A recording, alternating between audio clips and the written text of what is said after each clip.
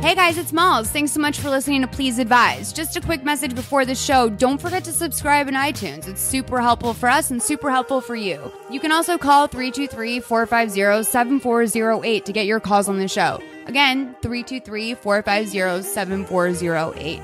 Or email askplzadvise@gmail.com with your voice notes or emails. Thanks so much. Hey, you guys, it's Malls. It's episode 128 of Please Advise. How are you guys doing? I'm doing great. Esther, little Esther, Esther Povitsky is my guest today. How are you doing, Esther? I'm good. I love the way you say my names. Yeah, I said all of them. Yeah, that was really nice. So I feel like some people think little Esther is like what you go by, but that's like your... It started as my Twitter handle, right, which came from a nickname, and now it's just a thing people call me, which is fine. Like, I don't mind being called it. I like it, but it's not like a character or like a persona. It's just a name, right? But it's just a nickname. Do people get weird about it? Like, people always are like, Malls. What do I call you? And I'm like, it's not that big of a deal. Oh yeah, because I call you Malls. Like, and I'm like, oh, I'm going to do Malls' podcast. Yeah. Is that okay? Yeah, that's been my nickname my whole life. So is it the same thing? Yeah, that's what I was thinking of, because I was just like, is this like a lifelong nickname thing for her, or is this something that kind of like came out of nowhere? And when you do stand up, you do it under your own name. Yeah. But people sometimes bring me up as Little Esther, and that's fine too. And people will be like, "Oh, do you know Little Esther?" Like, I hear that, and that's fine. It's all fine. Very funny. Oh, thank you. So are you. So I watched some of your clips. I am so bad at going to see stand up. I used to love to see stand up live, and then I kind of burnt out on doing UCB stuff, and then I really started to want to only go to comedy if I knew it was going to be bad, because that's actually really funny to me. And it's a lot of pressure when you're going to see someone who's funny. Do you know what I mean? Yeah, I think better be good. Yes, but I think from years of doing open mics and all you see is such bad comedy that I get where you're coming from, but I'm so burnt out on bad comedy that it's not even funny to me anymore. I hate it. Yeah, because you're like, this is a waste of my time. And yeah, not that I'm super judgy of comedy. I think everyone has got their own thing going on. You don't take comedy very seriously, like Ariana and Vanderpump Rules. No, She's my friend. I'm not dissing her, but I do think that's very funny that she said that. I did once have an altercation online with a Vanderpump Rules girl. Which one? I always forget her name. But it was Katie, right? No, it's never who people think it was. Because Katie's the one that has just been going ham lately on Twitter, and just going after everyone. It wasn't Kristen then, because Kristen seems like the other obvious. No, it was Kristen. Wait, Kristen Doubt or whatever? Doty, yeah. Yes, it was her. Okay, no, yeah. So she's crazy Kristen. Katie's a new sleeper bitch. She's come out of nowhere with kind of the bitchy attitude. I see. And she's been getting it a lot, but Kristen for years rode hard as a crazy person. Oh, okay. Then I feel a little bit more So normal. What did you guys fight about? Well, it was definitely a one-sided fight on her end. Basically, this was the night that Corey Monteith died, and I just found out. And when I go up on stage, I'm not a robot who just says jokes. I kind of talk about where I'm at and what. And I just read on Twitter, and I was like, so I got up on stage and I was like, oh my god, Corey Monteith just died, and I wasn't making a joke. I was just talking about it, right? And then went into my set, and then I got off stage and got a tweet that was how dare you make fun of his death? Your career is... It was a series of tweets your career is over in this town. You'll never work again. And I'm like, who is this person? I'm like, look her up. She's a waitress on a reality show, which there's nothing wrong with that. No. But why are you assuming that you're going to end my career based on nothing? This is what I want for them to get more than anything, is that they are waitresses on a reality TV show, and that there is nothing to be taken seriously about that. There's no need to make serious statements. There's no need to get defensive. It's just no need to go on the attack. Never. No. You need to be I'm going to get treated like a Muppet when I go out in public, and I don't need to take anything personally because I'm a waitress on a reality TV show. And by the way, I'm not coming after her. I'm not trying to be say something nasty and attack her, but it's just don't attack me. And I just ended up, I wanted to get into it, and then I had to be what is this? Oh, I would have definitely given that a retweet. Yeah, you know what? I think if I had been more confident and secure at the time, this was, a few years back. I was still a little new to the showbiz game. But I didn't have the confidence to retweet it. But today I would. Were you at like the Laugh Factory, or was this Comedy Store? Okay, and was her friend Rachel O'Brien on? Because I'm trying to think of why Kristen would be at the Comedy Store. I don't think so. No, because if you're not a regular at the store, you wouldn't be on that show, and I don't know that name, so I don't think so. Okay, thank you. Like, so her best friend is this comedian Rachel. Oh, that's probably why they were there. Then what started this fight between. Basically, my friend Ariana said that she doesn't think that Rachel's jokes are funny. Now, there's 2 clips. For a long time, I don't know if she's added more since, but this is a girl that like goes on USO tours as a comedian. She has like 2 clips of her doing stand-up online, and they're both like, they're not the best like sample clips. If this is something you've been working at for years, you probably don't want those to be your 2 clips. Right. And so if you go to look her up, there's really no way to argue that she's funny. Exactly.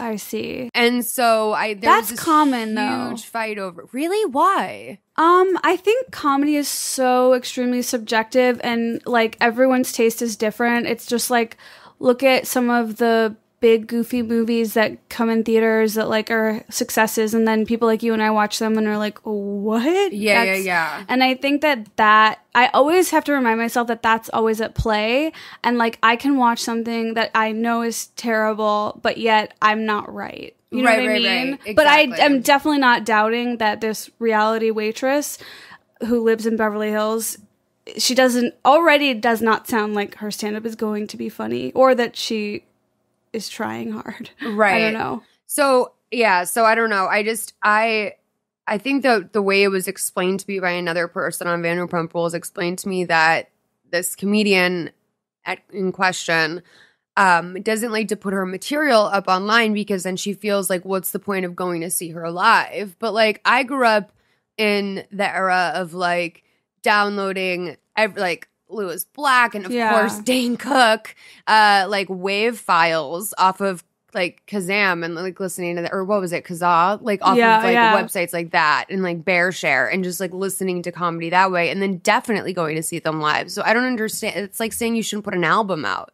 Yeah, I mean, that's kind of like an older way of looking at stand-up. It's like, oh, I'm not going to put it out because that's like kind of old school, I think. And I think now it's get your shit online. That's where the audience is. That's how you find your audience. I think that's the more like in the last 5 years of like the way to go. Girl, speaking of like audiences, where are you at with understanding what MagCon is? 0. I'm a 0. Okay, okay. I was a 0 the other day as well. And I know about like Musical.ly stars. I'm familiar with that vibe, right? And I'm familiar with I know that from listening to your podcast. You do? Yeah. Oh my God. I am obsessed with Musical.ly stars.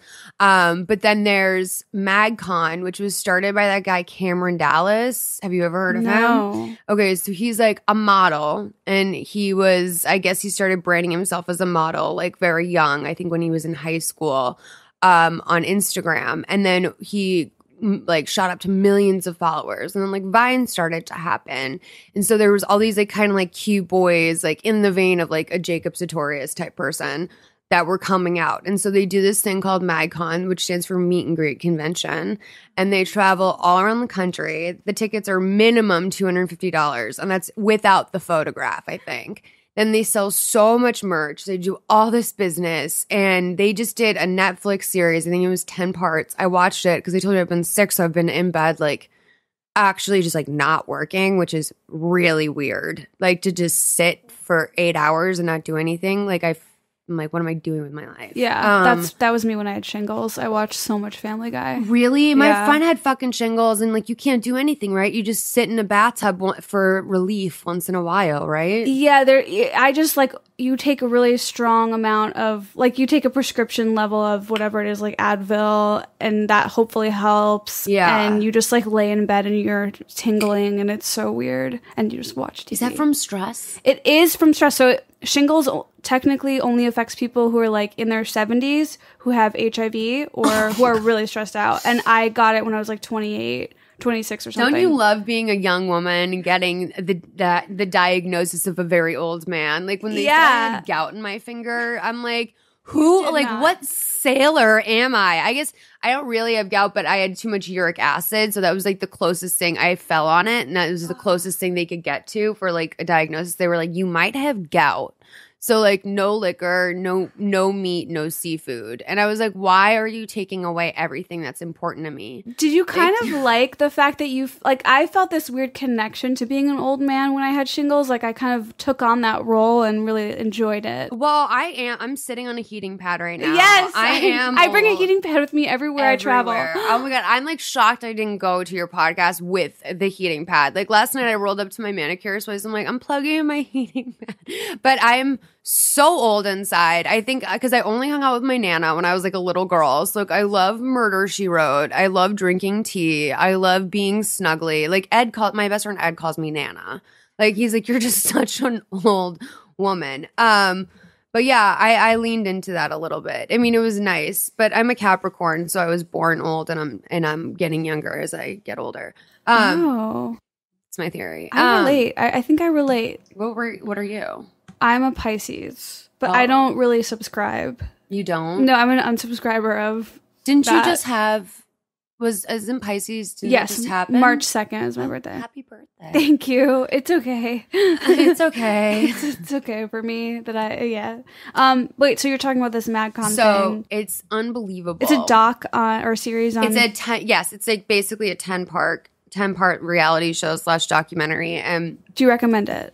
Yes, but not for like any good reason. Like this is okay. So I love the way that Cameron Dallas. So he has this guy named Bart who's like the CEO of MagCon, and Bart is like such a loser. Like he's such like it's like dude, like your sole job in life is to get these like 21-year-old boys from venue to venue and just like pay them. And he can't do anything. And so Cameron's always trying to handle things on his own. And like he gets up in people's faces. And it was reminding me so much of that Nicki Minaj clip where she's talking about how you get like the pickle juice if you don't tell people what you want, and people think you're a bitch in this business if you don't ask for what you want. No, but that sounds amazing. And it was reminding me, he wasn't reminding me of like a strong guy handling business. He was reminding me of like, he was giving me 90s, early 2000s diva, very hardcore, and not in like in a gay way either. He just came, it was like very diva. How old is he? 21. I think that's still too young to know how to treat people when you're like in a place of. No. And like, I mean, he was getting the job done. Like, I mean, to be fair, but just the way he handled it, he seemed like I was like, oh, you're like a really tough chick. Like you're a really, really tough, ballsy chick. There's like an issue where one of the guys has to leave the tour because he like posts a video just being like, I can't get through these tours without drinking and doing pills, which obviously blows the lid off this whole operation, because like the whole idea is that these kids are like clean boys that they also have very like vague ways of they'll be like, just woke up thinking about you. Like that kind of tweet. And so like all these girls can then apply that to themselves. Why is it a group of guys? Like these are Musically guys? Or so some of them are Viners. Oh, okay. Some of them came up through Instagram. It's all like Vine and Instagram. Because I have to say, like, that concept is actually extremely appealing to me. Like, if there was, which I think this does exist, but it just hasn't come on my radar yet. But like a place where all my favorite beauty vloggers and like I would pay that BeautyCon. Price. Yeah. But is that here? Like, I don't know. They do it in LA. They do it in New York. They do it, and I actually was just watching. I'm also writing something about YouTubers, and so I was just I've been watching all these different YouTubers, and I realized BeautyCon's in like 5 or 6 cities now. Oh, really? But I don't know. I think I looked at that, and I don't think like my people are there this year or something. Who are your people? Kathleen Lights is my one and only. She is amazing. She's just a beauty vlogger, beauty YouTuber. Jeffree Star in the house. Manny MUA. Those would be my top 3. Jaclyn Hill. Nicole Guerrero. What do you like about them? I just I'm obsessed with makeup, even though I barely wear it and I look bad in it. You do seem like someone who doesn't need it. Like, there are people that it's like, hey, you don't need to wear makeup. I believe that no one needs makeup. Right. And I, like, don't watch it because I think I need makeup or I think people need it. I just watch it because it's such a fun. I think I got into it last summer because I was having really bad anxiety. And, like, makeup became this escape for me. It was, like, the only thing that wasn't just, like, consuming awful, like, media and news and Trump shit. And it wasn't, like, stress about work. It was just this, like, this beautiful thing that was fun and artsy, and like you also get to know these beauty YouTubers. I mean, I sound like such a dork, but I like great. Nail ones. Like, I like the ones where, I mean, I'm never gonna do these nail styles, but like I do like the ones on Instagram that are really sped up and you can see the nail come together in like a minute. That's so cool. satisfying. Yeah. I do like watching beauty vlogs too, mostly because because I can't do any of it. Yeah, no, same. Like the cat eyeliner thing, to this day, it completely eludes me. And I know it's something that you have to be like practice. Like you have to practice really hard. But like, how many times am I supposed to sit there and draw this fucking cat eye on and then have it be terrible and then not have like a self-esteem problem about it? Right. Like I just give up after like my second try always. Right. I totally hear that. Like I think for me, it's like less about tutorials, more about like product reviews and just chit chatting on the YouTube. Like all the, I want to kill myself. No, do you think that, why do you want to stop? I shouldn't have said that. It's not true. But it's just so you know, this is a safe place to say you want to kill yourself. Thank because we do you. that a lot. I'm just humiliated by that I said on the YouTube. I think I said something like that. And it's not as bad as like the interwebs. Like people trying to like make the internet sound. It's like, dude, it's the internet. Like you don't have to come up with some like quirky name for it. Like my biggest pet peeve is in movies when someone's like, "We're going viral." Like the way they talk about the internet in movies is so not natural, and it just takes you out of it. Well, I think I figured out the secret is if you want to make a movie about the internet or online culture, it has to be at least 5 years in the past. Yeah. Because even by the time like production has started, all the terminology is going to be outdated. That's such a great And call. so if you do it like 5 years prior, you can mention businesses that are now out of business but were huge at the time. You don't have to get permission to do stuff like that. Right. The only place I've ever seen Tumblr like accurately displayed was in the Lifetime original movie Starving in Suburbia. They do such a good job of like faking Tumblr and Tumblr culture. Interesting. And and I really look for that because I get upset. I'm like, I use the internet every day and that's not what it looks like. Yeah. It's not how people talk about it. It's weird. It's almost like as crazy and archaic as like if you were at in the Shakespearean times and you go to a play and like men are playing all the parts. It's like, this isn't real. Yeah. This is so weird. I don't know. That is a good example. It might not be. So, okay, I'm with you though. I watch mostly those things because they're soothing to me. What else do you like to watch on YouTube? I feel like it's all beauty stuff. And then lately I've been really into that show Feud. So I've been watching old interviews with Joan Crawford and Betty Davis and then watching like Susan Sarandon and Jessica Lange talking about it. I feel like that's what's been popping up on my You Might Like because that's the stuff I've been into. Yeah. But I'm just so into makeup that it's really just changing me. It is? Yeah, for the worse probably. Do you buy it and then not use it? Yeah, Okay. I do. Well, wait, do you think that people are being very authentic in their beauty reviews? Because they people get them are for free, right? Yeah, if you watch Kathleen Lights, like she's treating you right. Yeah. She's definitely not She'll biased. be real. She's like, I got this for free, but I'm not pleased with the product. Oh, totally. Okay. Like that and then some. I wonder how much free shit they get. So much. Yeah. If you follow even like people who aren't big names in makeup on Snapchat, it's just like every day they're like, look what came. I'm like, oh my, like how do you get that? Yeah, it's insane. They're all like living the Kim K life. I knew a girl who worked for NARS PR for a while, and I used to like hit her up once a year and be like, hey, is there anything new I should try? And like I would just be shocked at like this box of like, what is $500 worth of makeup showing up to my house? And this is insane. It's a whole different world. It's a whole different world. Yeah, Jackie's onto something with starting a podcast, not just to talk about beauty, but to get free beauty stuff. Yeah. She's onto something there. Yeah. So do you want to tell me your 3 reasons why you're qualified to give advice? Yes, I pulled them up I have to pull them on my phone. I don't know Love if that you I'm wrote confident in them them. One is I went to a party where I got a free denim jacket, Oh, that's great. which I felt like was that was my Cinderella moment. Was everyone getting a free denim jacket? Yes. Okay. But free stuff is so extremely valuable to me. What was the brand? It's this jacket. It's a Levi's jacket. Oh, that's exactly what you want. Yes, it was perfect. And then I always paint one hand of nails.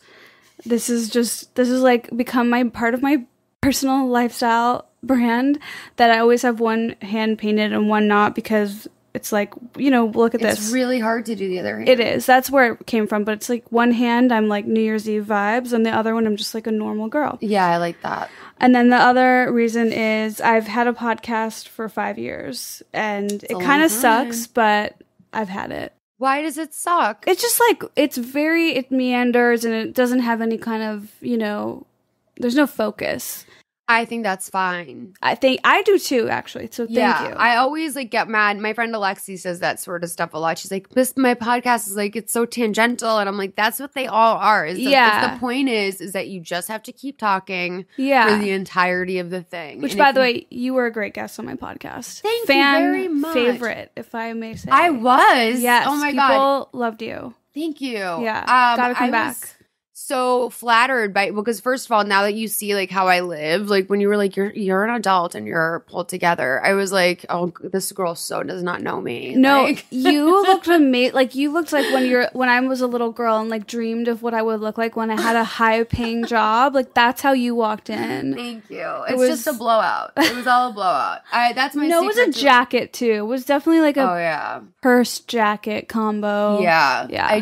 I do work hard on my jackets, but now that I've told you about my new wardrobe choices, how I'm just cutting down, I feel like I could make a lot of money selling my stuff, but I just don't know where I'm going to do it well. Well, those girls, there's been a group of comedy girls who have been doing little pop-up shops where they sell their old clothes. You should do that. I feel like it went really well. I saw that. Yeah, I went to it. It was cool. Angela did that, right? Angela Trimber and Alexi and some other girls, yeah. Yeah, I was invited to go shop at it. And I was like, no, I need to get rid of things. Yeah, I shopped. But I think if you were just hey, can I sell? They would have been down. Or we can start one. I would do one too. Okay, let's start her up. Because that is my big thing is I don't want people coming to my house. Yeah, you have to rent out a little spot. And I think that I would be bad at remembering to put things in the mail on time. Mm-hmm. A lot of people are doing ThredUp and stuff like that. Those places where you can sell your high-end stuff for a pretty good discount. Because if you take it to Crossroads, they'll give you $35 for a $300 jacket if you're lucky. I remember when I first moved here, I was so excited that there was Crossroads, and I oh my God, I'm going to make all this money. And I went, and they wanted 0 of my items. And it was real wake-up call for who I am. You sometimes have to go to different neighborhoods, too. That's something I've noticed. And then there's Buffalo Exchange will definitely pay you more. Crossroads will take more. Okay. So it all depends. But that can be part of the hustle. It's just making sure you're getting it to the right neighborhood. I think I was actually at a Buffalo Exchange. You're right. They're very picky there. I was turned down there. Yeah, they'll kick your ass out. And that's the worst is when you roll up with the shopping bag full of things. Yeah. What I like about Crossroads is you can just dump the bag at the desk and be like, I'll come back in 3 days and see if I have a check. That's cool. And then just donate the rest to charity because I'm not going to... I know me, I'll drive around with this in my trunk for the rest of my life. I most certainly have done that. My mom has come to visit. She leaves. There's bags in my trunk. She comes a year later. Those bags are still there. Yeah. I feel like my mom's accepted that part of me, but I know it's probably low-key a disappointment to her. I'm definitely, that has not been accepted over on my end. No. My mom did say to me once, she's just you're not a cleaner. She's you're just not, that's never been your skill. You're not good at it. Well, let me ask you this. Did your mom clean up after you and take care of it? I was an only child, so I had every Saturday I had a series of chores I had to do where I had to clean the bathroom. I had to take out the trash was my job. The mail was my job. So are you then good at those things now as an adult? Yes. The obstacle with the trash at my house now is that I have to bring my trash can up and down that hill every Wednesday. That is a hill. It's a little bit of a hill. Like one time I had over 100 pounds of wet yard trimmings in my like yard trimming box, and I slipped going down my driveway carrying 100 pounds of wet yard trimmings. That was like the worst day of my life. It was so embarrassing. Like, it was just like, could this be worse? Like, I just like felt, I look like hamburger meat, and I like have all this wet yard stuff. That's the only part of it. I'm good at taking out the trash now. My mail, much less so, but that's because in my 20s I developed anxiety around like my poorness and like the idea that mail would come and it would always be like, you owe money. So now I like will let it sit in the mailbox for as long as I can. And I've told my accountant, like, stop mailing me things. Like, I'm never going to open it. Like, if I need to pick up my debit card, call me and I will drive to your office and go do it with intention. But it will sit in my mailbox, and then eventually I'll just throw it away, and then I'll never have my new debit card ever. So I totally relate to that. Like, just the period of my life where it was just all bills and all such a bummer. And ugh. My mom was a house cleaner though for a living, and she ran a catering company. So our house was always very, very clean. And she also is a woman who takes like great pride in like having like her home. Yeah. And so our house was always getting moved around. Like, it was very often that I would come home from school and like something that used to be in my bedroom is now in the living room, and something that was in the kitchen is now like that sounds kind of fun. Yeah, like everything would be always like be moving around. And Shauna, my mom, would like dumpster dive for like furniture. She'd be like, that's a really nice piece right there. And she would like pull over on the side of the road, like put someone's trash in her car, and, like take it home, completely refurbish it in the backyard. People always thought like we were doing much better than we were, because my mom was really good at like that is so flipping cool. furniture and stuff like that. That's one thing I feel like I lack so hard, is like a strong eye and a sense of style and taste. Like, I do not have that, and whenever someone has that, I feel like that's a superpower. Like, I don't understand it. Yeah, I thought that I would be really, really bad at putting my house together.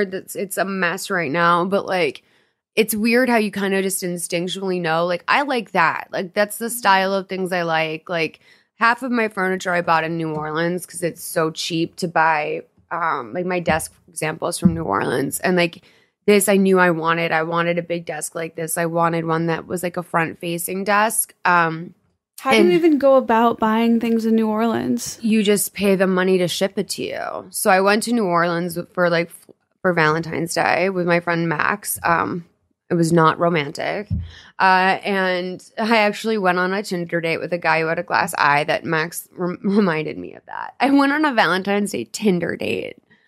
First Tinder date in a different city with a guy with a glass eye. Like, what is the glass eye technology these days? Like, how? You know, I didn't really get into it. Like, but was it how noticeable? Like, was it just no big deal? Or it was MBD, but like I did say to him, like, your eyes are so like clear. Like his eye looked so clear, and like you know, they always say like the difference between like movie stars and just like regular famous people or people who could be on TV is that movie stars have clear, like their eyes are like translucent, basically. That saying, like, I hate that. That's like my least favorite movie star thing. I think that's so stupid. Do you think it's stupid that you have to have that in order to be a movie star? I think it's not true, and that it's just like, I think for leading ladies, it's true that you need to have like no red in your eye.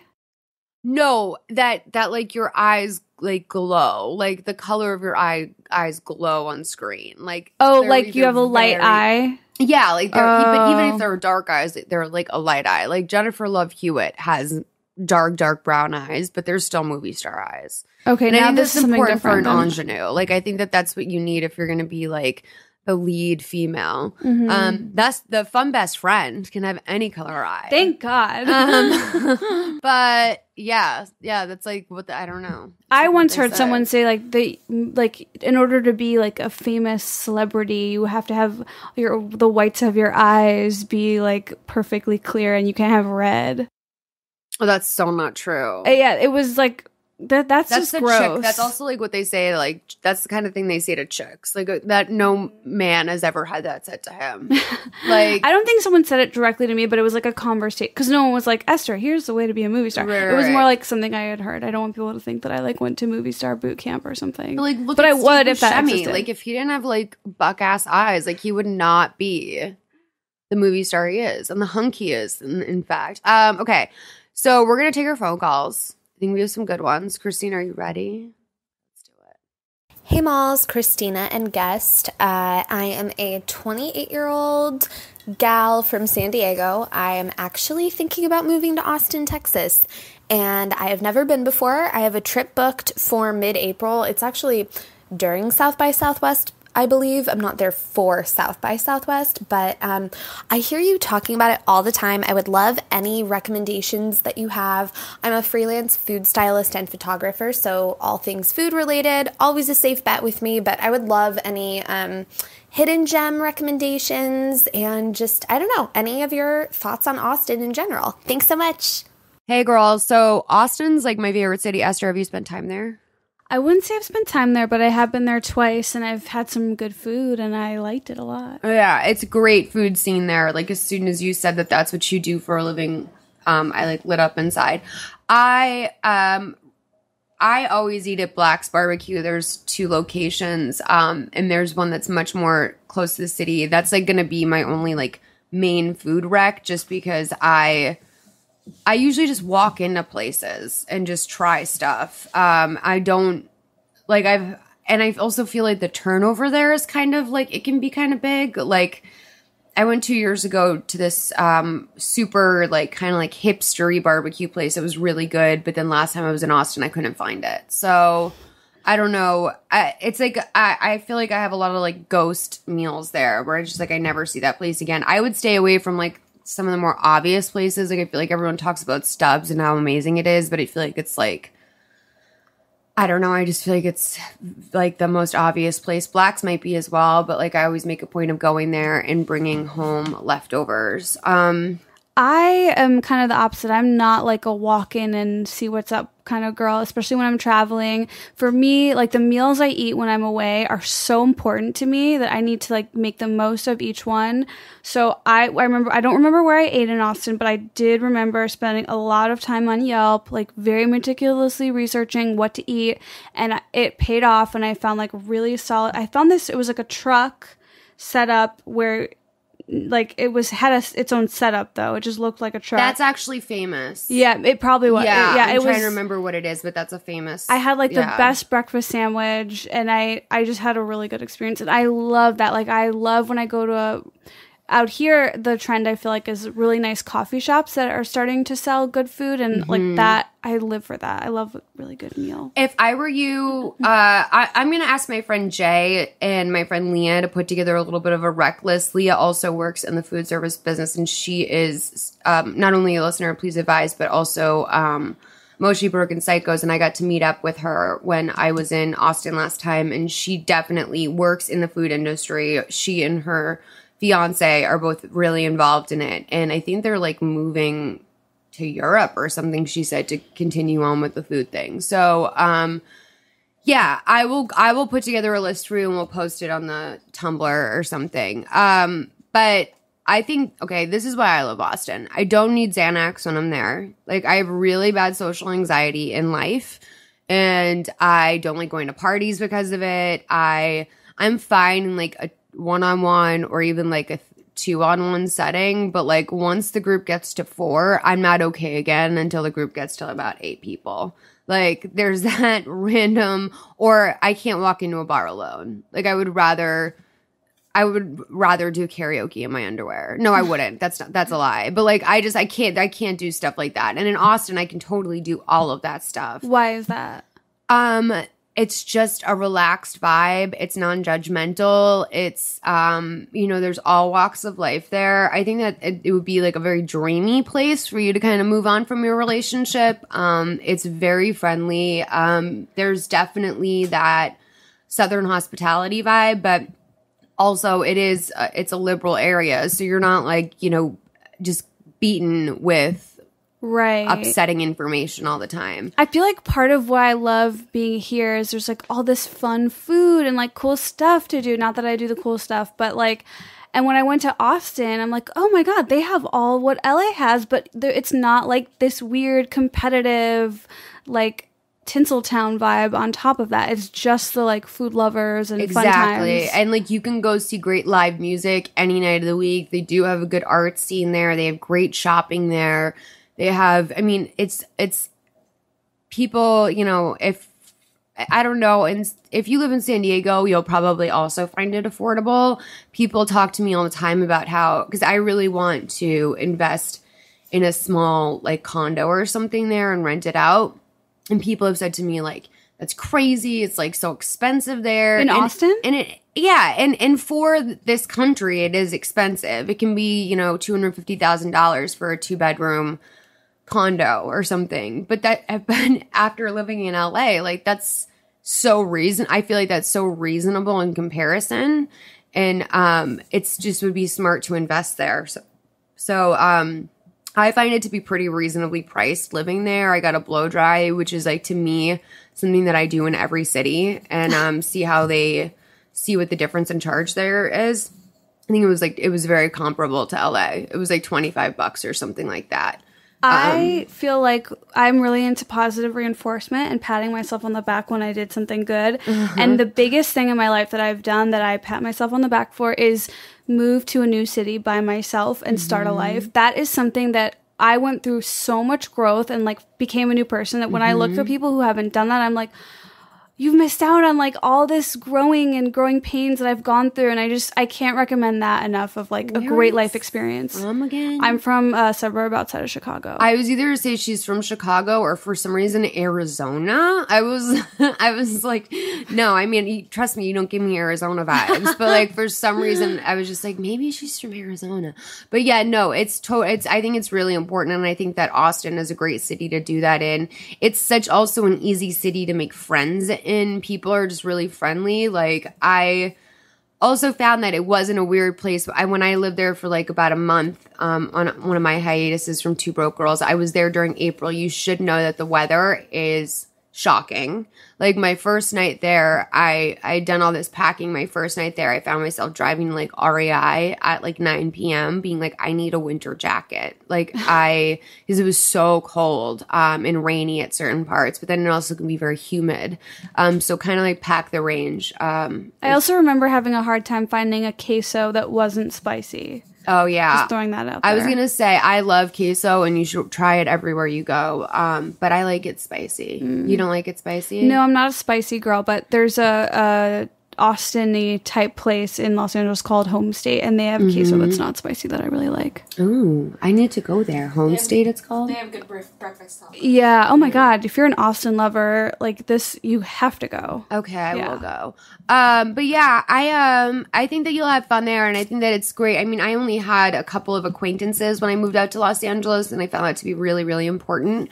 Also, don't be surprised, like, you know, I don't hang out with any of those people really anymore. Like, I'm fine with them, but like, those are going to be your jumping off point friends probably, and you're going to find your new job, your new life. There's so much for you to do there as a food stylist. I can only imagine like you would have such good luck with either a local magazine or even just working for a restaurant or something. But I can imagine that food staging would be a huge industry there. I'm excited for your journey, and I hope to follow your Instagram account of all your food stuff in Austin.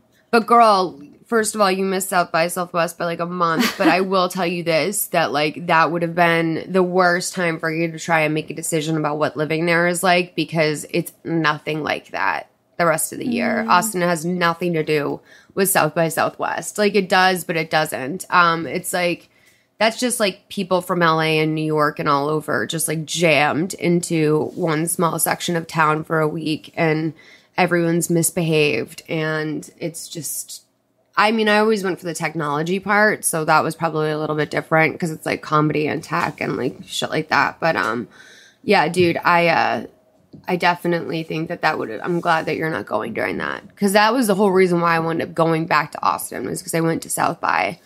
And I said, I want to see what this place is like when all the nerds are like not here. And it was a lot better. It's great.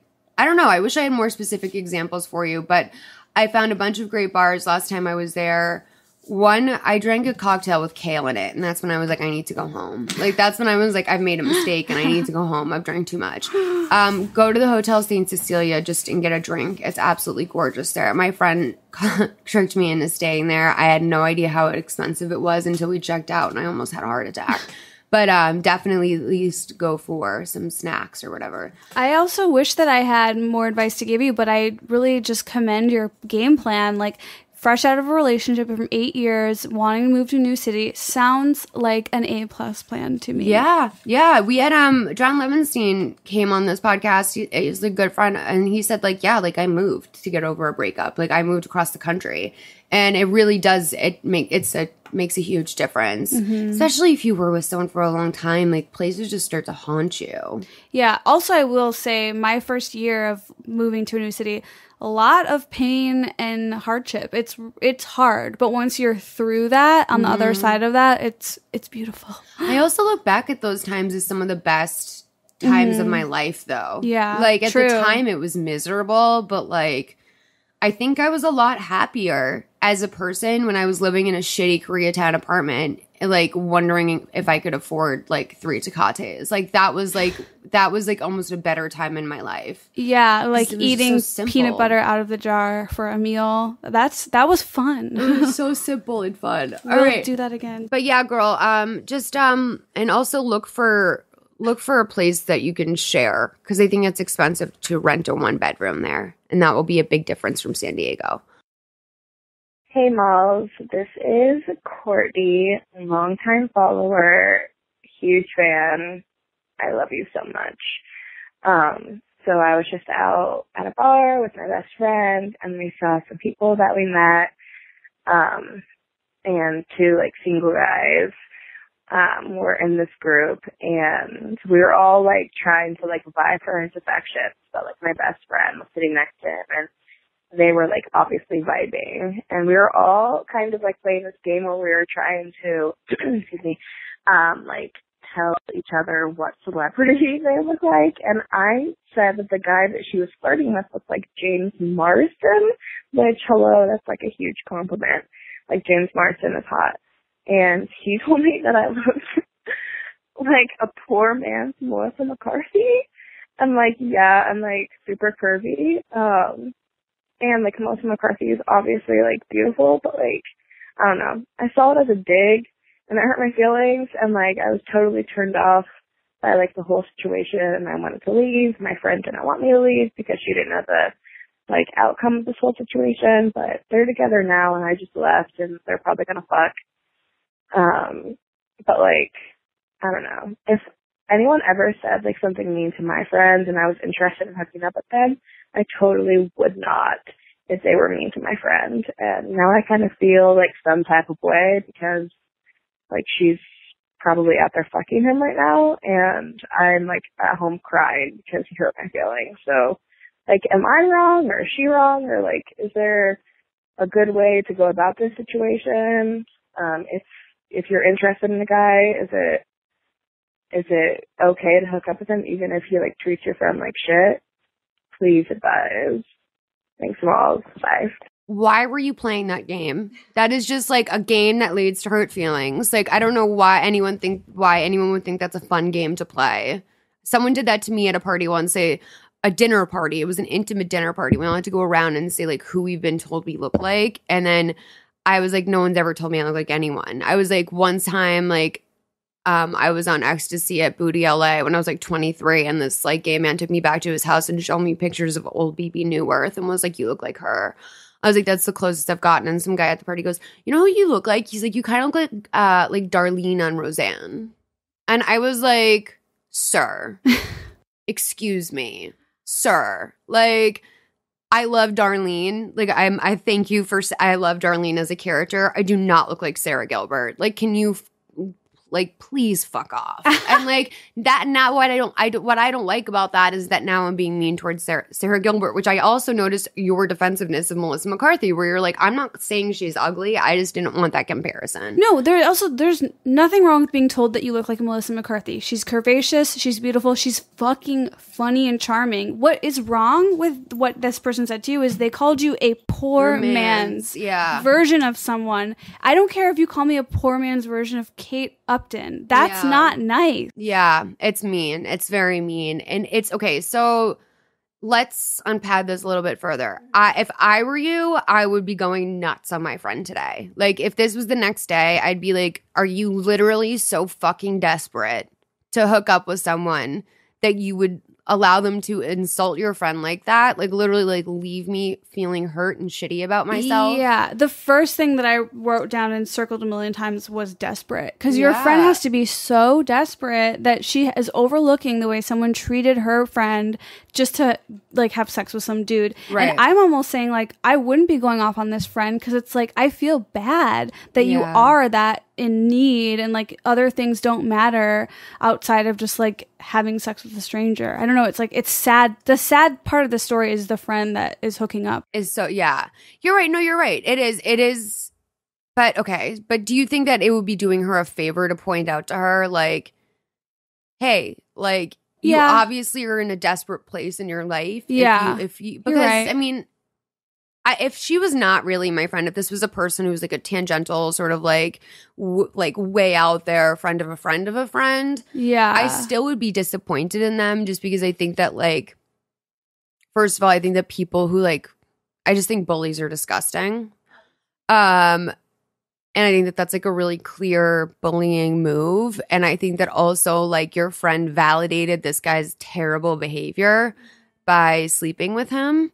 And I mean, I think there's something, I think that, like, you know, that's part of a friendship obligation. Like at that stupid fucking matchmaking thing that I went to in Baltimore with my friend Amy, the woman was like, none of your friends are going to tell you the truth. Like, none of your friends are going to tell you you need to lose weight. None of your friends are going to tell you that you come off as needy. None of your friends. And I'm like, actually, I think a lot of my friends would tell me that kind of stuff. And like, not in a way that's like, I want to do this to like destroy you. Like, it's like, Molly, like you need a little bit of a wake up call, or like you need a helping hand in this area of your life. And it's clearly like you're suffering because of it. Like right. That's, I mean, but this behavior by the friend that went off and hooked up, that doesn't sound like that's going to be an easy fix. Like, I don't know that this person sounds like they can continue to be my friend. Like, I've seen their true colors now, and you have such a darkness to you that that's, like, okay to have someone make fun of your friend. Like,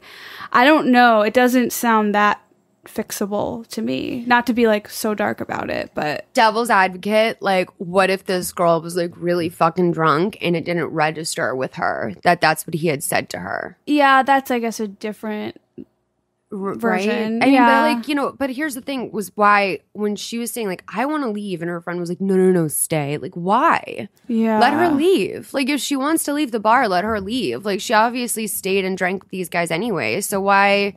was it so important to her that her friends stay? Like, maybe she didn't register that he had basically, like, I mean, unless it was, like, across the table and everyone heard it and everyone was like, oh, shit. Like, after he said it, like, I can't imagine. I mean, I don't know. I don't know, dude. This is really, I mean, this is bad. I feel really sad that you had to go home after this and it's, like, 3 a.m. or something, and it just makes me feel terrible. But I think it's cool that instead of like handling it on your own, you, like, this girl she called the show and was like, I know something bad happened, like, I want to talk it out. I think that's super cool.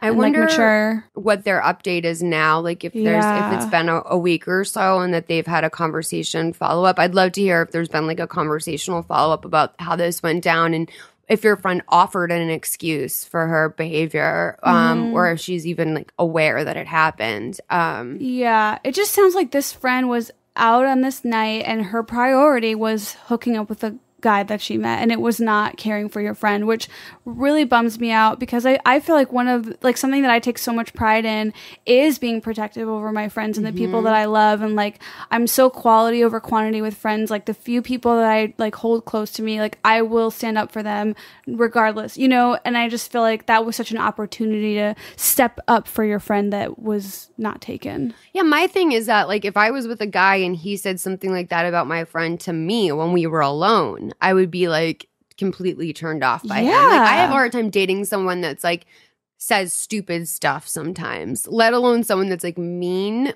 about my friends. Like after one of my exes and I broke up, I found out through a friend of a friend that he had made a really nasty comment about, I guess, like some woman on the street was wearing clothing that was like too tight for her figure, and she didn't look great. And like he said something about like he like said something fat shamey about her to my friend. And I was shocked by this because this is a person that he would have never done that in front of me because he knows I would have lost it on him. Like, I don't even know that woman, but I do know that she doesn't deserve to be judged by you. Yeah. Like, and I think that that's, your friend has a major personality flaw. And I don't know where exactly that comes from. But are you someone that's been – I wonder if this Courtney is someone who's been burned by girls in the past and has a bad habit of picking out toxic girlfriends. That's interesting. Because if this is someone that she counts as a friend, like this should be not just like upsetting behavior. It should be shocking. I also wonder how old they are. That like she said she's – oh, no, she didn't say. Because, like, I feel like this, I mean, obviously they're at a bar, they're not in junior high, but this screams junior high to me, this behavior. Yeah.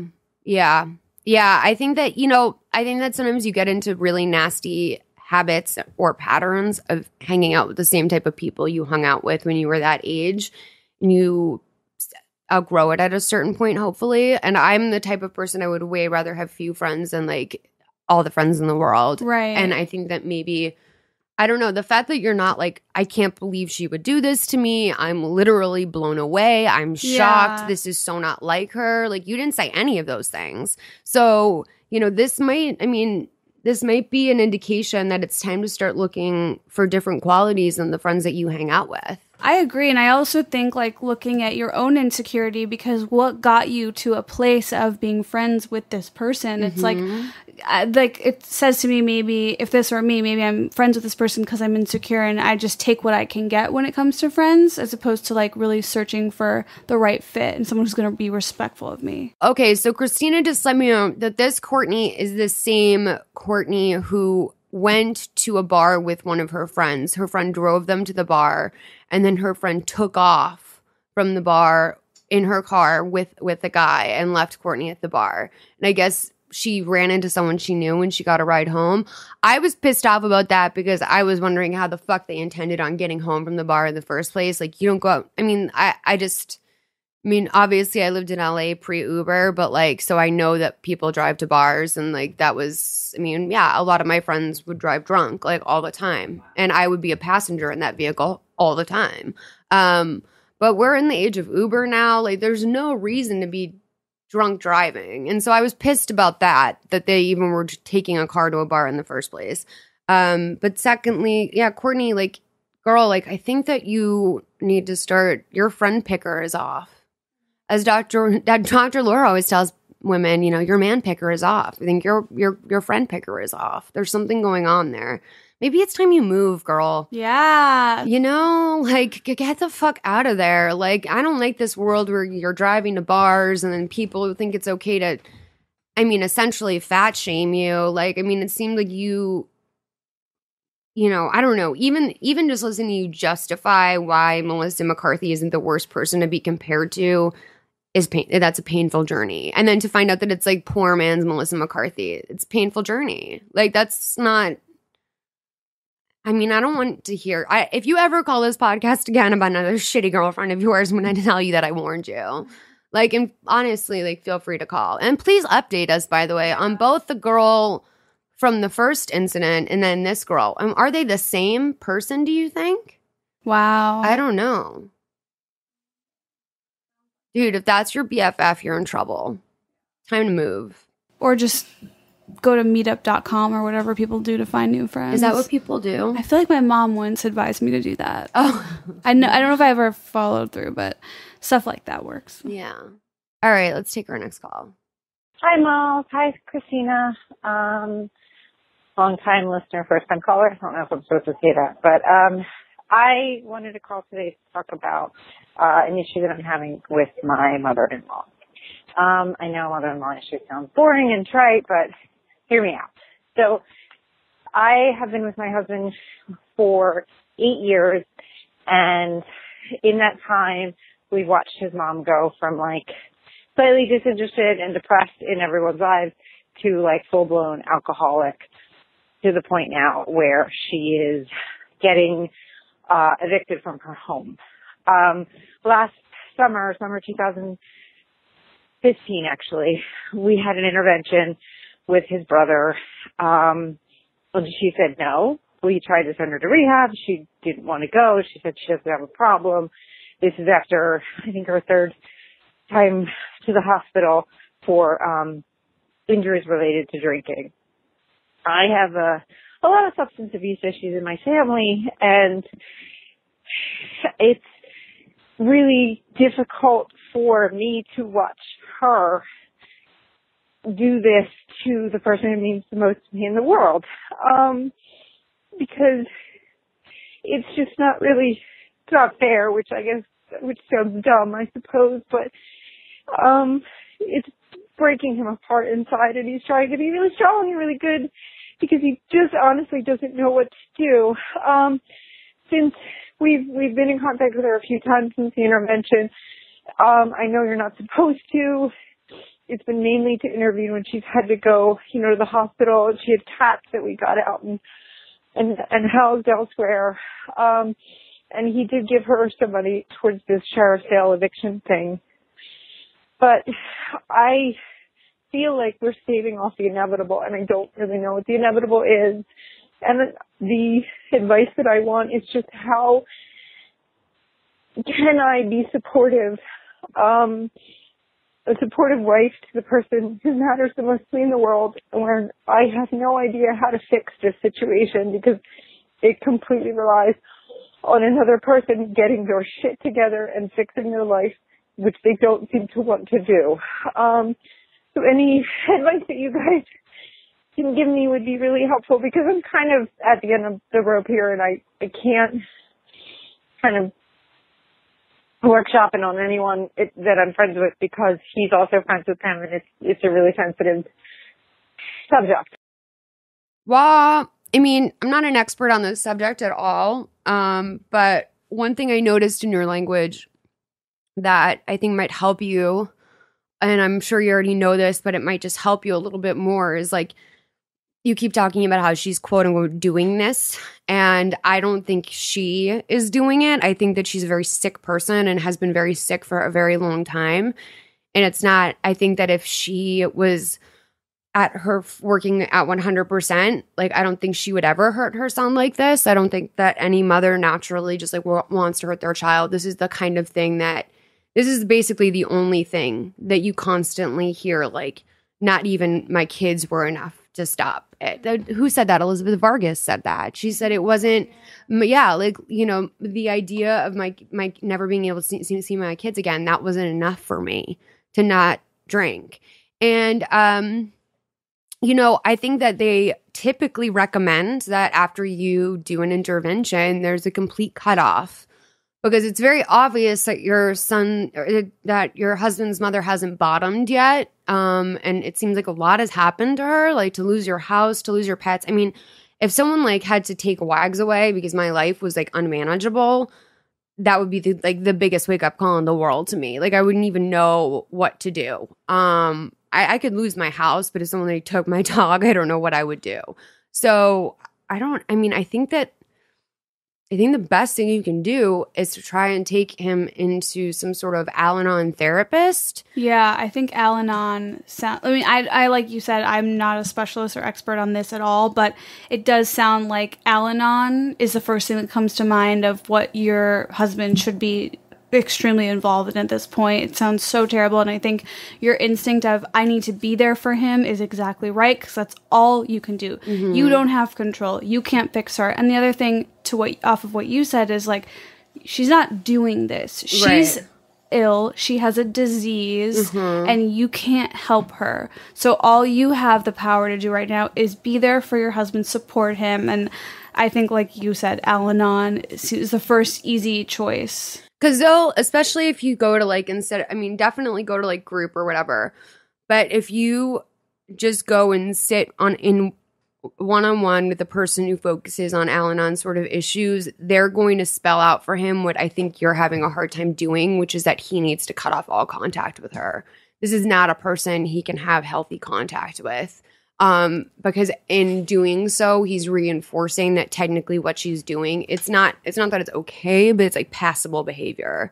And that's difficult. It's your mom, especially if she's older and she's like later in life. Like, you don't want to think about not speaking to your mom anymore, but that's the only shot she has at getting better, and the only shot your husband has at having a normal, healthy life that he deserves. I mean, a lot of times the problem with these sort of addictions is that no one gets to have a normal, healthy life as a part of them. It's not just the addict. It's every single person in the family. And that is unfair to you, and it sucks, and it's unfair to him. And he, you guys should be, concentrated on starting your own family and having your own things that you guys do together, and not, you're going to wind up bailing her out until she either dies, becomes homeless, kills herself. Like, I mean, that is ultimately where these things go, especially at the age she's at. It's really unfair to the family members. And just like what you were saying, if this were me, I'd be thinking of like,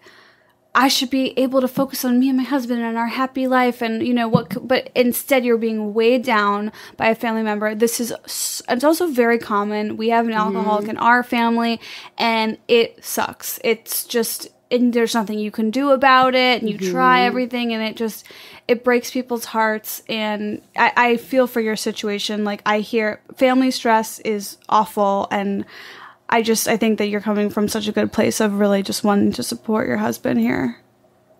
Yeah. I think she needs to look into some self-care for herself too. Yeah. Because the emotional burden that comes with being somebody's like I can't think of another word for this, but like emotional dumpster. Yeah. Like being somebody else's emotional dumpster, that's really stressful. Yeah. And you need to find someone that you can talk to about the pressures of doing that. And I would also encourage her to like go to Al-Anon, because she said she has addicts in her family. I don't know how she's handling that aspect of it too. I think it's adding in, it's insult to injury for her, because she's very familiar that this is not going to change. I think. And that's something that you and your husband can work on together as a couple and improve your relationship together and your relationship with this mother-in-law. And I think that maybe it's time for you guys to get together as a family and have that real conversation, because it doesn't sound like the stakes at that first intervention were severe enough. Like, that is one thing I know about interventions, is that if the person decides to not take the help, like, then that's it. This is what you're losing as a result. Like, this is what you're losing out on by not following, like, going through with this. And there's supposed to be a list of things, like any sort of bills that you guys are helping out with, any sort of like rides, or is he taking her to the grocery store once a month? Like, what are the things in her life that they are doing to enable this, like, out of the kindness of their heart, not realizing that they're just like prolonging an issue that's not going to fix itself. I am not in your shoes, so I don't know if this is an option, but just a pitch of like trying your best to look at this as like in a positive, I mean, there's no positive way to look at the situation, but looking at it as a way to really focus on strengthening your bond and your relationship with your husband, and really just connecting with each other and being there for each other, and having that, just the strengthening of that relationship sounds like it could be a nice thing that could come from this. Not that you'd need it, but I don't know. I hate to like say this, but like Dr. Laura would probably put your husband on the phone and want to speak to him and say, like, why are you doing this to your wife? Like, why is it so important to you to be there for your mommy and not be there for your wife? and like this is the effect. Like, I mean, just hearing how upset you were, that should be upsetting to him, that That's this real. is this upsetting to you. And why, I mean, I understand, everyone understands the mother-child bond. Everyone knows that. But what's going on here is this mom stopped being a mom a very long time ago, and this is now bled into your marriage and will affect his future happiness to come. There are things that you could be doing with your time right now as a couple that would positively impact the rest of your life. That's not this sort of thing. That's like, you know, I mean, maybe you guys want to try having a child. Maybe you guys want to travel. Maybe you want to have this, you know, but as long as you have this looming figure in your life, it's going to distract from that. It's going to take away from that. This isn't someone you would want around your children. This isn't someone you want at Thanksgiving or at Christmas or whatever. Like, is she aware of those stakes, that she won't be included in that sort of stuff anymore? Like, those are, I mean, these are the questions that we have to ask. And I think that, you know, the bravest thing your husband could do ultimately would be to block her in his phone and cut off all communication. And she knows why. She's like, you know, she'll probably like do the typical, like, I don't understand why you're doing this to me sort of thing. But, I mean, she knows why she's losing her family, you know, and at what point is your husband going to kind of man up and be there for you? And man up and be there for himself and like take control of his life. Like, I don't think it's fair when a parent robs their child of the experience that they got to live like in their 30s, of finding themselves or like getting their life going or like doing whatever else it is that you guys are up to. Like, I think that she's, because things didn't go well for her, she's inadvertently robbing him of that time as well. And I think that that's really fucked. And, you know, I do have a sort of attitude where it's like I can be very overly empathetic, but then I hit a point where I realized, like, if anyone else in this situation cared as much as I cared, then this whole thing would be different. But no one cares as much as I care. So, like, why am I burning myself out? Like, why am I making myself absolutely miserable? Might be something your husband should look at, or it might be worth, like, both of you looking at that and figuring out why it's so important to have this person around. I don't know. But make sure if you go to like an Al-Anon therapist, which you should do for yourself anyway, make sure you're gonna see someone that's definitely going to lead him in the direction of cutting ties from her, and not trying to like maintain this relationship in any way, because there's not going to be any like maintenance while she's in this place. So I wonder where she's going. She got evicted. I don't know. I do have to say, though, that I had a friend not that long ago lose an aunt who was drinking, I think it was like 2 boxes of wine a day, which is like 8 bottles of wine a day. And her doctor, for some reason, wanted her to quit almost cold turkey, which everyone knows is like, you can't do that. If you have that much booze in your system, you need to taper off really slowly, and you need to do it with a medical professional involved, because a seizure is inevitable, if not just like complete, just dropping dead. So, you know, it is important that if your mom does, or if his mom does try to fix this, that she does this properly with doctors and with everyone else, and in a place where people understand addiction and stuff like that. Because sometimes, you know, you just get that crackpot doctor that thinks that like you can just, I mean, everyone goes in and lies to their doctor, right? She probably wasn't disclosing the exact amount that she was drinking. Right. But yeah. That's what addicts do, is they protect. Totally. And also that's what everyone does. Like, did you know that when you go to the doctor and you tell them how many times a week do you drink? Oh, I drink like once or twice. They automatically write down 3 to 4. They know that everyone's chopping off. Like, you know, like when you go out, how many drinks do you have? Oh, I have like 2. Okay, they write down like 6. They know that they know that people chop their number down because they want to come across as healthy as possible. I actually tried once going into a doctor and being dead honest about exactly what I do. And I was like, instead of lying and saying I smoke half a pack of cigarettes a day, I was like, I smoke a pack of cigarettes a day. Like, when you go out drinking, how much do you drink? Oh, I drink until I'm like drunk. Like, I drink. She told me I confessed to 5 felonies, and then she shamed me. Like, she just, like, shamed the fuck out of me. Like, you know, like, she was like, do you have protected sex? I was like, yeah. I was like, for the most part, yeah. But there's definitely been, like, slip-ups where it's, like, you know, and, like, thankfully, like, nothing has happened. But, you know, and she's like, you don't know that. And I'm like, well, what am I supposed to do? I'm here now, aren't I? Like, let's, like, move forward. Like, I feel like I'm always honest to my doctor just because I'm, like, paying to be there and I want to get the most of it. I'm not a liar to my doctor, I will say. that's good. Thank you. Do you have health insurance? I do currently. It's the best thing in the world. It's right? so great. I'm so grateful. I remember when I didn't have health insurance and that was bad. Is it union health insurance? It is, yeah. Are you in SAG or Rikers Guild? It's WGA. Yeah. Yeah. It's bomb insurance. The vision could use some work. The vision plan could use a lot of work. But Yeah. other than that, pretty happy with it. Yeah, I think any insurance. I just remember before Obamacare when I got off my parents' plan and had to like fill out all these lengthy questions about pre-existing stuff. Like this was before, like when pre-existing conditions was still like an issue. It was really stressful and scary. And I'm glad that that's gone, and I hope it stays gone. Let's take our next question. WGA is great insurance. Hey, Malls. I just tried to call and completely fucked it up, so I'm back again, back at it. And hi, Christina, and hello to your guest, and hello to Wags. Hi.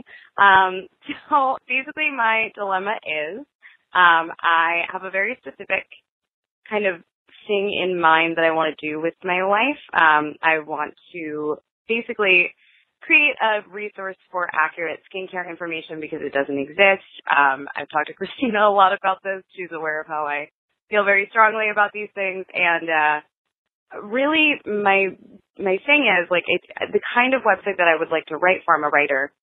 This is all out of whack, but the kind of website that I would like to write for would be a website that presents skincare information in an accurate way and doesn't present it in a way that's, like, annoying and like clearly branded, and that kind of a website doesn't exist. So I'm considering starting my own. And I just wanted to ask if you had any advice for someone who is going to start a website, because you did it and it went real well. And obviously not like technical advice, like figure that shit out like in Squarespace or WordPress or something, but just things that you wish you had known going into starting a website. Because I don't know the first thing about it. So, any advice would be helpful. Thank you. And you guys have a great day. Love the pod, of course. And thank you for recommending, the nail place in Glendale because it was lit and my nails look great. Okay. Bye. Hey, Krista. I think you should definitely start a website. There's really nothing like easier to do in a way. Like this is the perfect climate. I think you have, as you said, you have all those resources. First of all, the main difference between starting a website like Hello Giggles and something like this is that it was based on contributions. Basically, I like tracked down 15 of my friends that were doing cool things online already, and I worked with them to figure out their column. This would just be you working to figure out what you personally want to what you want your voice to be, what you want your brand to be, and what you want your mission statement to be. So I think the most important thing is to write your mission statement and then to start brainstorming around that and seeing. I'm big on like just like the idea of black, white, and gray. And I think like the majority of your material needs to be gray, but I think that there's something to having like, you know, a really, really fun piece that's almost like comedy driven, or like a really serious piece that's like much more well-researched and journalistic. I think that you need to have that black, white, and gray represented in any sort of website. It just really also helps in terms of not boxing you in early on. And it also, if you're going to be the sole contributor for a while, it'll also just give you a lot more material to work with. I get very confused when I see or hear people like Katie from Vanderpump Rules, for example, talk about how difficult it is to keep up with her blogging. And I'm like, you're writing like a 200-word post on a lipstick. Like, this isn't fucking hard. Like, I used to have to write 7 or 8 of those a day for like $6 each. Like, trust, that is nothing. I think that I think that that's definitely the most important thing. I think that also keeping in mind cost is a really big thing, and having a representation of basically all three price levels, like whether it be stuff that you make at home, stuff that is like a splurge item. I know that you work in the beauty industry already, so you have all sorts of information at hand. And that's really important. And I think just basically deciding like who it is you want to be to these people. Do you want to be a big sister? Do you want to be an expert that they can come to and ask these questions? Do you want to be, do you even want to take questions? Like, I think that figuring out those sort of things, what you're comfortable doing content-wise, is really important. Esther, what do you think? I think it sounds like a great idea. And I think like sticking to that clear, strong vision of this is a resource for skincare that is unbiased, it is honest, it is healthy.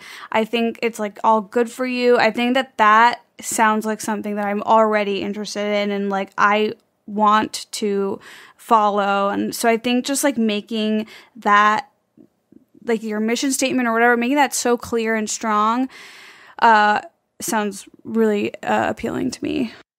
Things that I wish that we had done differently at Hello Giggles in the beginning was that I was under the impression that we were just automatically like the developer we hired was automatically building in great SEO, and I found out that we basically had none. What is that? Search engine optimization.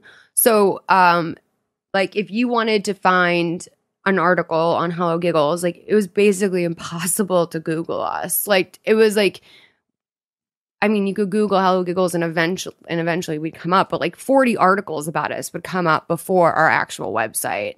And that is because we weren't, as we were trying our best to tag properly and to, you know, to do all that stuff, but because it wasn't optimized in the back end, because it wasn't, make sure whatever you do that you are very searchable, because it's something that people search for a lot. And then make sure also you are answering. Another thing that you really need to do is answer, like pose questions in the headline that people would actually Google. You know, why when I use grapefruit does my skin turn red? Like sort of stuff like that. You know, like that people Google questions like that, and that will make your website stand out and pop up more frequently. Is there like a specific social media tool or like platform that you feel like is best for advertising your site? Or I don't know, I'm just curious. You know, we've had some good luck with Facebook ads for the podcast. I mean, Hello Giggles, we never did advertising. We didn't need it, thankfully, because like that's the bonus of having like a celebrity business partner is people just naturally want to cover your website. So people, you know, I mean, like I think a lot of people went to Hello Giggles at first to kind of make fun of it, and I'm okay with that. But like I do think ultimately we got made fun of a lot at first, and that's what drove a lot of the initial traffic. Because this is, I mean, I think that it's important that you are on all social media, and that like I think you can kind of skip Tumblr, but it's important that you're on Instagram. It's important that you're on Facebook. It's important that you're on Twitter, that you can link to your articles like on multiple platforms, and make sure you do it as neatly as possible. I hate it when people have their Instagram posts being fed through to their Twitter.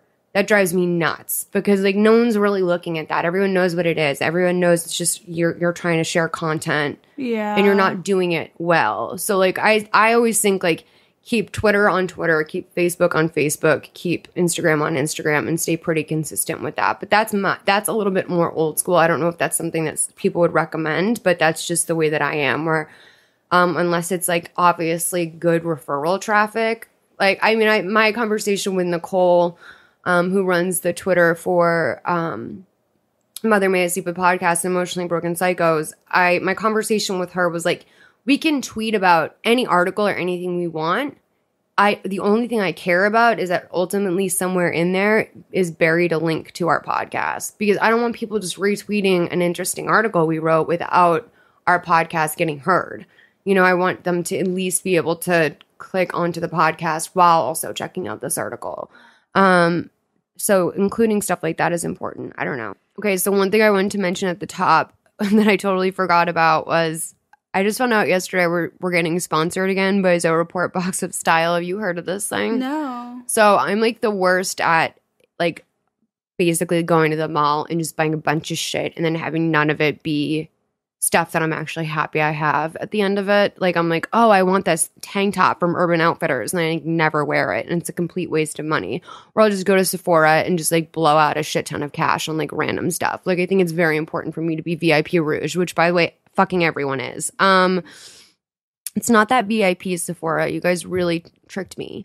But basically it's like the people at Rachel Zoe's office or whatever put together this box every single season and they send it to you and you have to pay for it obviously, but I just got an email yesterday that they're sending me one because they're sponsoring the show again and I'm so excited because I wear every single thing that came in that box last year. Like the one that they sent me for summer, I think it was, I wore every single thing in it all year. Whoa. And that is like one thing that I can say consistently, like that's a good use of money. It's one of our higher end like sponsors, but it's definitely to me like that's such a better use of like $300 for a year to have. I mean, it's like I think it's like, yeah, for $300 a year, you get it's $100 a box maybe or something like that.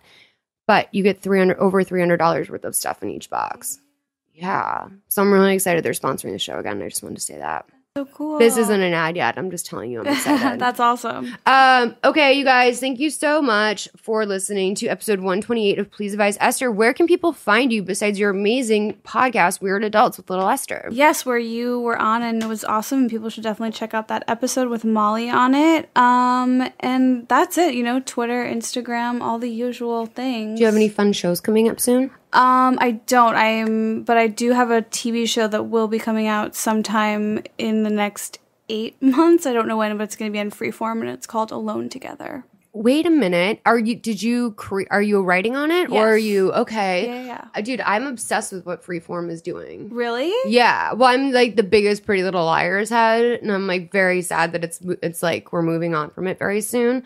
But I like that Freeform is like so edgy. Like I pitched them a show about a girl who like murders all of her best friends, and they were like, come back with something a little more edgy. And I was like, I really like where you're going with this. Like, yeah. I'm very into that. They are definitely like moving away from ABC Family and becoming a new cool thing, which is awesome. What is the show about? It is about a male and female platonic best friendship. Okay. Yeah. Who's in it? Me and my best friend. Oh my God, wait, you're starring in it? Yeah. And oh my God, that's so exciting. Yeah. How do I not know about this? So wait, who's your platonic best friend? My friend Benji Aflalo, who I told you about earlier. Okay, got it. Oh wow, very cool. Yeah.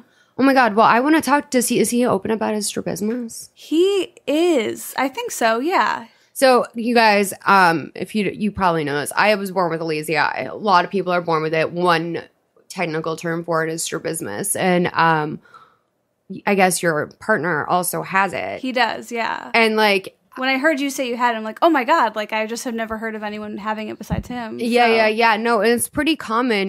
But like it's real. Like I have an eye patch still. Like I'm supposed to patch my eye for 20 minutes a day. I just don't.